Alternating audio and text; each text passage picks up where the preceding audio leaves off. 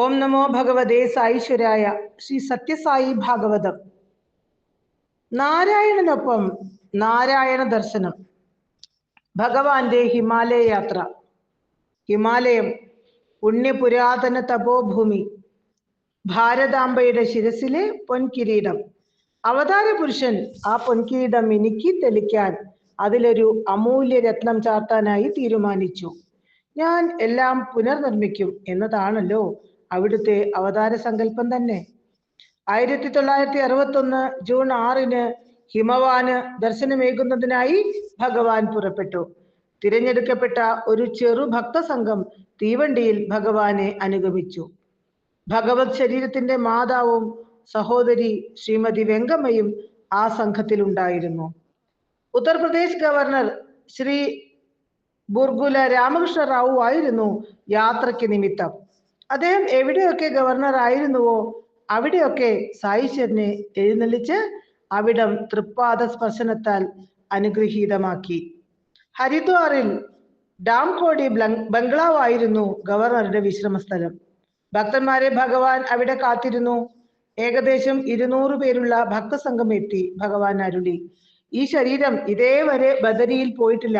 പക്ഷേ എനിക്ക് പുതിയതായി യാതൊന്നും അവിടെ കാണാനില്ല. ഞാൻ അവിടുത്തെ വിശേഷങ്ങളെല്ലാം വിവരിക്കാം. അവിടെ ചെല്ലുമ്പോൾ അതെല്ലാം ശരിയോ എന്ന് നിങ്ങൾ സ്വയം ബോധ്യപ്പെടുക. ആദിശങ്കരൻ കൈലാസത്തിൽ നിന്ന് 5 ലിംഗങ്ങൾ കൊണ്ടുവന്നു. പുരി, ശൃംഗേരി, ദ്വാരക, ചിദംബരം, ബദരി എന്നിവിടങ്ങളിൽ അത് ലോകാനുഗ്രഹാർത്ഥം പ്രതിഷ്ഠിച്ചു. ശ്രീമന്നാരായണൻ ലക്ഷ്മി സമേതനായി ആഞ്ജനേയ ഗരുഡന്മാരോടൊപ്പം ബദരിയിൽ സാന്നിധ്യം അരുളുന്നു. ആദ്യം ഭഗവാൻ നാരായണൻ ഒറ്റയ്ക്കാണ് ബദരിയിൽ എഴുന്നള്ളിയത്.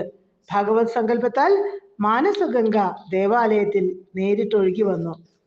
ഇന്നും പുറകിലുള്ള ചുമരിലെ ഒരു ദ്വാരത്തിലൂടെ ഗംഗ ചെറുതായി ഒഴുകുന്നുണ്ട്. ഇതിന്റെ ഉദ്ഭവം ഇന്നും അദ്ഭുതമായി തുടരുന്നു. ഇങ്ങനെ ഭഗവാൻ ബാബ ബദരി വിശേഷങ്ങൾ വിവരിക്കാൻ തുടങ്ങി. ലക്ഷ്മി ദേവി അണിഞ്ഞിരിക്കുന്ന മൂക്കുത്തിയുടെ പ്രഭയും വലിപ്പവും വരെ അവിടുന്ന് വിവരിച്ചു. നേരിട്ട് കാണും പോലെ ആയിരുന്നു വിവരണം. അതിനുശേഷം ഋഷികേശ് ദർശിക്കാനായി ഭഗവാൻ ഭക്തസംഘത്തെ നയിച്ചു. ജൂൺ 12 ഭഗവാനും ഭക്തസംഘവും ഹരിദ്വാറിലെത്തി. അപ്പോൾ സമയം 1 മണി. നല്ല വെയിൽ. ഭക്തസംഘത്തിന് താമസിക്കാനുള്ള ബംഗ്ലാവ് ഒരു കുന്നിൻ മുകളിൽ. ക്ഷീണിച്ച പലരും എങ്ങനെ ഇത് നടന്നു കയറും എന്ന ചിന്തയിലായി. അവർ നടക്കാൻ തുടങ്ങി. സ്ത്രീകൾ വല്ലാതായി. അപ്പോഴേക്കും ഭഗവാൻ ജീപ്പിലെത്തി. തിരുമുഖം വിയർപ്പിൽ കുളിച്ചിരുന്നു. ചിലർ പിറുപിറുത്തു, നാം നടന്നു കഷ്ടപ്പെടുന്നു, സ്വാമിയോ ജീപ്പിൽ സുഖമായി വരുന്നു. അത് കേട്ട് മറ്റുള്ളവർക്ക് കടുത്ത നൊമ്പരം തോന്നി. ഇത്രയേറെ കൃപ ചൊരിഞ്ഞിട്ടും എങ്ങനെ ഭഗവാനെ പഴിക്കാൻ തോന്നുന്നു? ഇതുതന്നെ മനുഷ്യ മനസ്സിന്റെ വികൃതി. ചിലർ സമാധാനിക്കാൻ ശ്രമിച്ചു. മുകളിലേക്ക് കയറവേ വെങ്കമ്മ ചൂടേറ്റ് തളർന്നു വീണു. വിവരമറിഞ്ഞ് സ്വാമി എത്തി വിഭൂതി സൃഷ്ടിച്ച് തൊടുവിച്ചു. പിന്നീട് ഭഗവാൻ ഡോക്ടറെ അയച്ചു. താമസിയാതെ ഭക്തസംഘം വിശ്രമ കേന്ദ്രത്തിലെത്തി. ഭഗവാൻ അവരെ സമീപിച്ചുകൊണ്ട് പറഞ്ഞു, ഞാൻ ഉറങ്ങിയിട്ട് 4-5 ദിവസമായി. സദാ നിങ്ങളെക്കുറിച്ചുള്ള ചിന്തയിലാണ്. എൻ്റെ ഒപ്പം വന്നത് മൂലം നിങ്ങൾ എത്രയേറെ ക്ലേശങ്ങൾ അനുഭവിക്കുന്നു. എനിക്കുള്ള വിശ്രമ സങ്കേതത്തിലേക്ക് ഇനിയും കുറെ കയറണം. ഭഗവാന്റെ അമൃതവാണികൾ കേട്ടപ്പോൾ ശിലസമാനമല്ലാത്ത ഭക്തഹൃദയങ്ങൾ ഉരുകി. അവർ വിതുമ്പിപ്പോയി. ആരോ പറഞ്ഞു, സത്യത്തിൽ നമ്മൾ ഒപ്പം വന്നതുകൊണ്ട് ഭഗവാനല്ലേ ക്ലേശമുണ്ടായത്? നമുക്ക് വേണ്ടി പ്രേമസ്വരൂപൻ എന്തൊക്കെ അനുഭവിക്കുന്നു, എന്നിട്ടും നാം ഭഗവാനെ കുറ്റപ്പെടുത്തുന്നു. പിറ്റേ ദിവസം അതിരാവിലെ തന്നെ ഭഗവാനൊപ്പം ഭക്തസംഘം യാത്ര തിരിച്ചു. മുന്നിൽ സ്വാമിയുടെ കാർ, അതിനു പിറകിൽ 6 കാറ്, 3 ജീപ്പ്, 6 ബസ്, 2 വാൻ. ഇങ്ങനെയായിരുന്നു ഭക്തസംഘം നീങ്ങിയത്.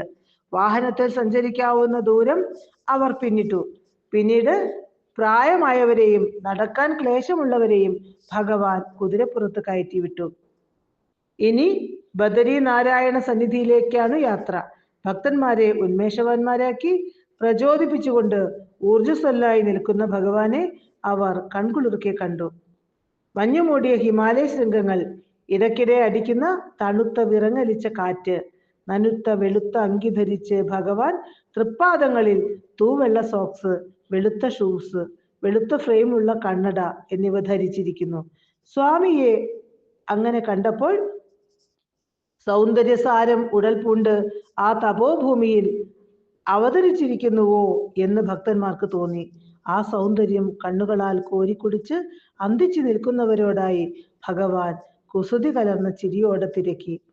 എന്താ മരപ്പാവകളെപ്പോഴും ബുദ്ധി കെട്ട് ഇങ്ങനെ നിൽക്കുന്നത്? മതി മതി, കണ്ടത് മതി, ഇനി കുറച്ചു ദൂരം നടക്കാം. ഭഗവത് വചനങ്ങൾ അവരെ തൽക്കാലം സമാധി അവസ്ഥയിൽ നിന്ന് ഉണർത്തി. ജയ് വിളികളോടെ അവർ ശ്രീമന്നാരായണനോടൊപ്പം ബദരി നാരായണ ദർശനത്തിന് നീങ്ങിത്തുടങ്ങി. കുറെ ദൂരം പിന്നിട്ടപ്പോൾ ചിലർക്ക് ക്ഷീണം തോന്നി. അവരെ ഉടൻ തന്നെ വഴിയിൽ കിട്ടിയ കുതിരപ്പുറത്ത് കയറ്റി അയച്ചു. ബാക്കിയുള്ളവർ ഭഗവാനൊപ്പം ഹിമവൽ ഭൂമിയിലൂടെ നടന്നു. പണ്ടെങ്ങോ മധുരയിൽ കണ്ണനൊപ്പം നടന്നു നീങ്ങിയ ഗോപി ഗോപാലന്മാരെ ഈ യാത്രാസംഘം അനുസ്മരിപ്പിച്ചു. ഭഗവാനെ മുട്ടിച്ചേർന്ന് നടക്കാനായി ഓരോരുത്തരും തങ്ങൾക്കാവുന്ന വിധം ശ്രമിച്ചുകൊണ്ടിരുന്നു. ചിലയിടങ്ങളിൽ വിശ്രമിച്ചും കരുതിയിരുന്ന ഭക്ഷണം പങ്കിട്ട് കഴിച്ചും ആ ആനന്ദയാത്ര തുടർന്നു. ആഹ്ലാദത്തിൽ മത്തുപിടിച്ച നിലയിലായിരുന്നു ഭക്തന്മാർ. ഭഗവാന്റെ രസകരമായ സംഭാഷണങ്ങൾ അവരിൽ ആനന്ദത്തിന്റെ വേലിയേറ്റമുണ്ടാക്കി. ഹിമാലയത്തിന്റെ അനുപമ സൗന്ദര്യം ആസ്വദിക്കാൻ വിഭു ഭക്തന്മാരെ പ്രേരിപ്പിച്ചു. കാരണം അതിനേക്കാൾ വശ്യമായ സൗന്ദര്യത്തിനമ്പ് കൂടെയുള്ളത് കൊണ്ട് അവർ അതിൽ ആകൃഷ്ടരായി പോയിരുന്നു. ഏതു തപസ്സിന്റെ ഫലമാണോ ഈ സുഹൃതം, അതോ ഭഗവാന്റെ കാരണമില്ലാത്ത കൃപയോ? താഴെ അരഞ്ഞാൻ പോലെ ഹിമാലയത്തെ ചുറ്റി ഒഴുകുന്ന ഗംഗ, അത്രയ്ക്ക് ഉയരത്തിലായി ഭക്തസംഘം.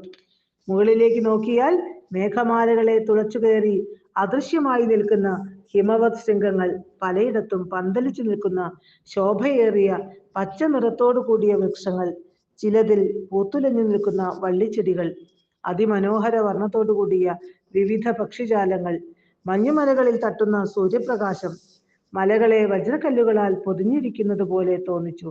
ഈ ഹിമവത് സൗന്ദര്യം ആസ്വദിച്ച് മത്തുപിടിച്ച് കളകളം പാടിയൊഴുകുന്ന കുളിർ ഗംഗ. ജഗദീശ്വരനൊപ്പം ഈ സൗന്ദര്യം ആസ്വദിക്കാനായവരുടെ മഹാസുഹൃതം ആലോചിക്കൂ. ഭക്തസംഘത്തിന് നടക്കാനുള്ള ദൂരം 21 മൈൽ. പലരും ക്ഷീണിതരായി. തണുത്ത കാറ്റേറ്റ് ചിലരുടെ ചുണ്ടുകൾ വിണ്ടുകീറി, മുഖം വരണ്ടു. കുതിരകളെ കിട്ടാതായി തുടങ്ങി.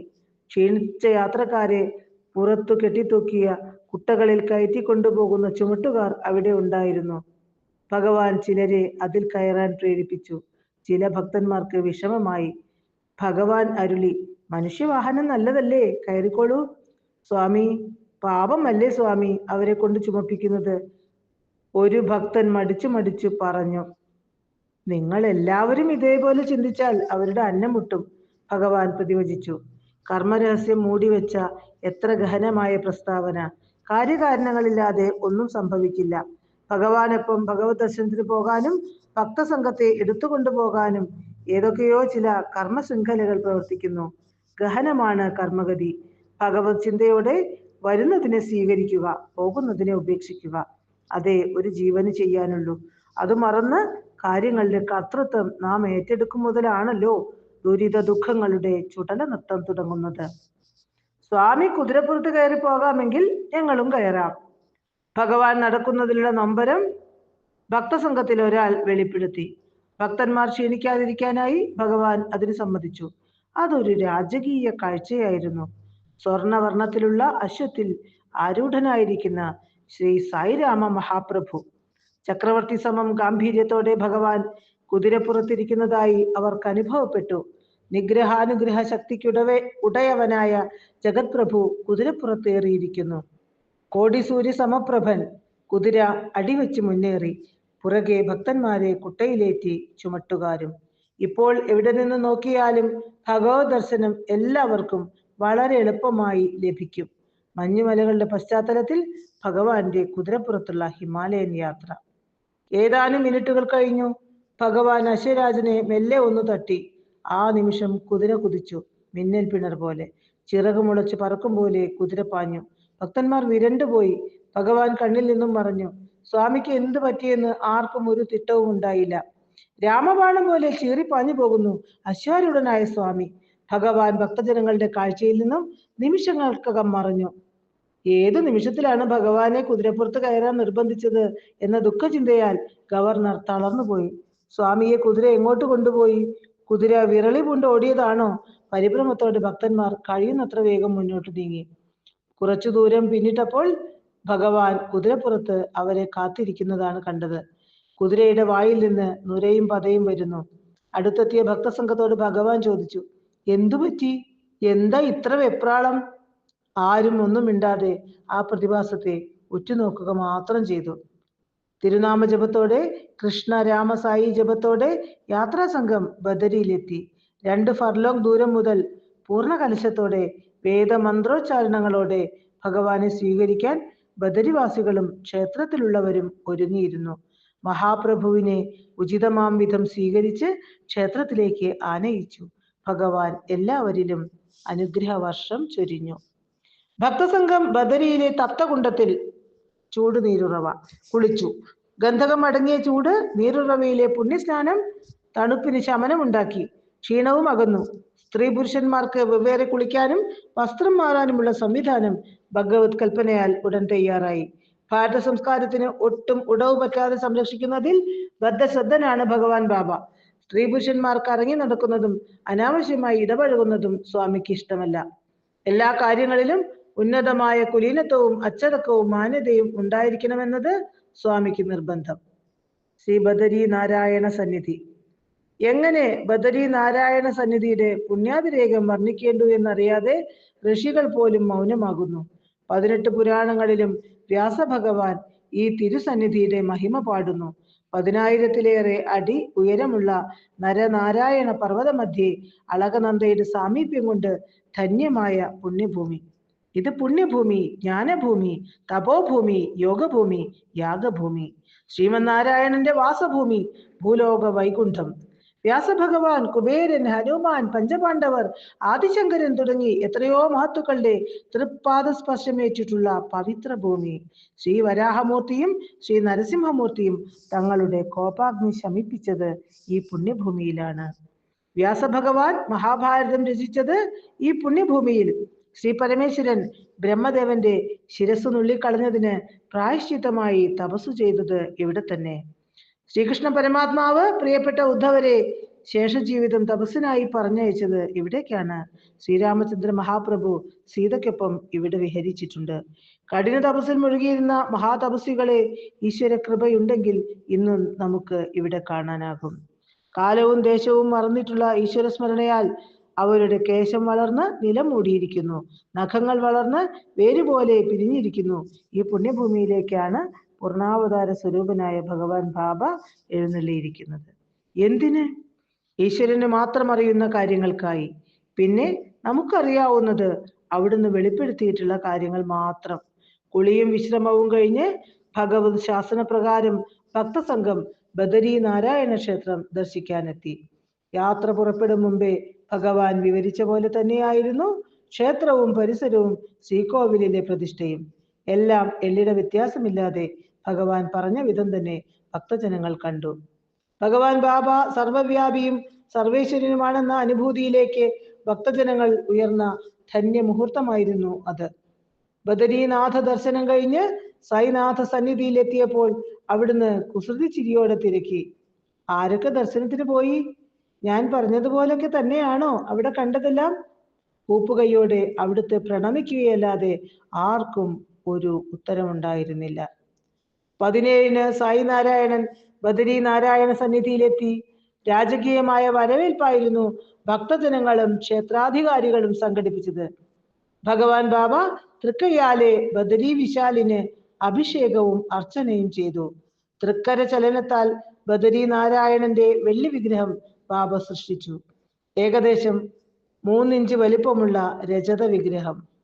അടുത്ത തൃക്കര ചലനത്തിൽ രൂപപ്പെട്ടത് സുവർണ താമര. പിന്നീട് തൃക്കരത്തിൽ നേത്രലിംഗം ആവിർഭവിച്ചു. ഭഗവാൻ ബാബ നേത്രലിംഗം സുവർണ കമലത്തിൽ വച്ചു.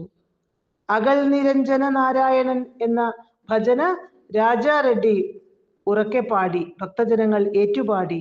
ഇതിനകം ബദരിയിലേക്ക് ഭക്തജനങ്ങൾ ഒഴുകാൻ തുടങ്ങിയിരുന്നു. അന്തര്യാമിയായ വിഭു അരുളി, ഞാൻ അകത്തുള്ളപ്പോൾ ഭക്തന്മാർ പുറത്തു പോവുകയില്ല. അത് മറ്റുള്ളവർക്ക് വിഷമമാകും. ഞാൻ ആദ്യം പോകാം, നിങ്ങൾ എല്ലാം കഴിഞ്ഞു വരിക. ഇത്രയും പറഞ്ഞ് അവിടത്തേക്ക് മാത്രം കഴിയുന്ന മെയ്വഴക്കത്തോടെ ബാബ പുറത്തേക്ക് കടന്നു. അതോടെ ഗംഗയെ പോലെ ഭക്തജനങ്ങൾ പുറത്തേക്ക് ഒഴുകാനും തുടങ്ങി. നേത്രലിംഗം വിശ്രമ കേന്ദ്രത്തിലെ വലിയ ഹാൾ ഭക്തജനങ്ങൾക്കായി ഒരുക്കിയിരുന്നു. ഹാളും പരിസരവും ഭക്തജനങ്ങളെ കൊണ്ടു നിറഞ്ഞു. ഭഗവാൻ നേത്രലിംഗം സൃഷ്ടിച്ച് ഭക്തജനങ്ങളെ കാണിച്ചു. ഒരു ഞാവൽ പഴത്തിന്റെ വലിപ്പവും ആകൃതിയും ഇളം കാപ്പി നിറവും കാഴ്ചയിൽ മിഴികൾ പോലിരിക്കും. അതിൽ കൺപീലികളും കൃഷ്ണമണിയും സ്പഷ്ടമായി കാണാമായിരുന്നു. ഭഗവാൻ സൃഷ്ടിച്ച സുവർണ താമരയിൽ നേത്രലിംഗം വെച്ചു.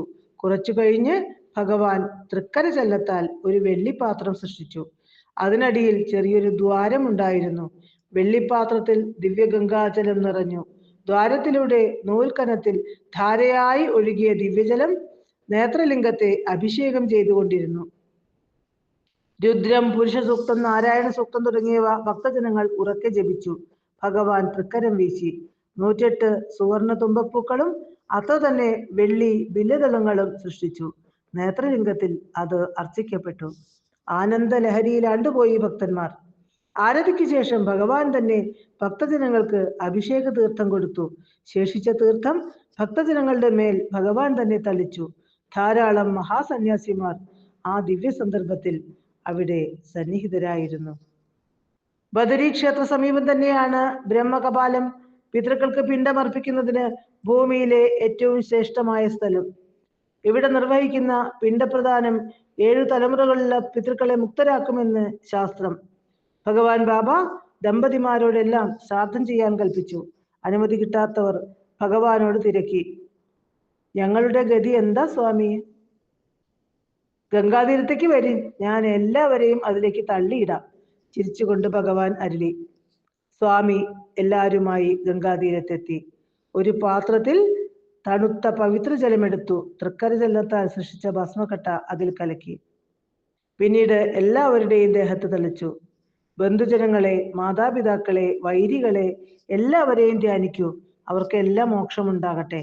7 ജന്മങ്ങളിലെ പാപങ്ങൾക്ക് ഇപ്പോൾ പരിഹാരമായി. പക്ഷേ അത് കരുതി ഇനി പാപം ചെയ്താൽ ആ ഫലം ഉടനടി അനുഭവിക്കേണ്ടിയും വരും. ഭഗവാൻ താക്കീതും നൽകി. പ്രസാദമൂട്ട്. ആ ഹൈതുകി കൃപാസിന്ധുവായ ഭഗവാൻ ബാബ അന്ന് നാരായണ സേവ നടത്തുവാൻ സങ്കല്പിച്ചു. നാരായണൻ നടത്തുന്ന നാരായണ സേവ. കഠിനമായ തണുപ്പിൽ അന്നം പാകം ചെയ്യുക വിഷമകരമായതുകൊണ്ട് ഭഗവാൻ സ്ത്രീകളോട് പൂരിയും റവ കേസരിയും തയ്യാറാക്കാൻ പറഞ്ഞു. ഭഗവത് കൃപയാൽ ഉടൻ അത് തയ്യാറായി. അന്നപൂർണേശ്വരി, സായീശ്വരി എഴുന്നള്ളി. സന്യാസിമാരും യാചകരും ഭക്തജനങ്ങളും പ്രസാദം സ്വീകരിക്കാൻ വെമ്പൽ പൂണ്ടു. ഭഗവാൻ പ്രസാദം വിളമ്പാൻ കൽപ്പിച്ചു. ഭഗവത് സന്നിധിയിലിരുന്ന് എല്ലാവരും പ്രസാദം കഴിച്ചു.